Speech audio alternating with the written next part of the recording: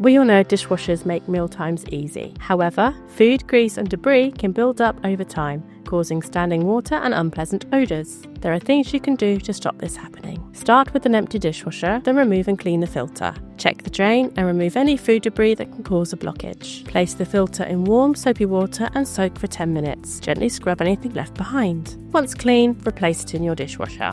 Next, unclog the spray arms. Unscrew or unclip them gently and place them in warm, soapy water with a cup of white vinegar. Use tweezers to remove any food from the holes. Rinse and shake well, wipe with a soft cloth, then return them to the dishwasher.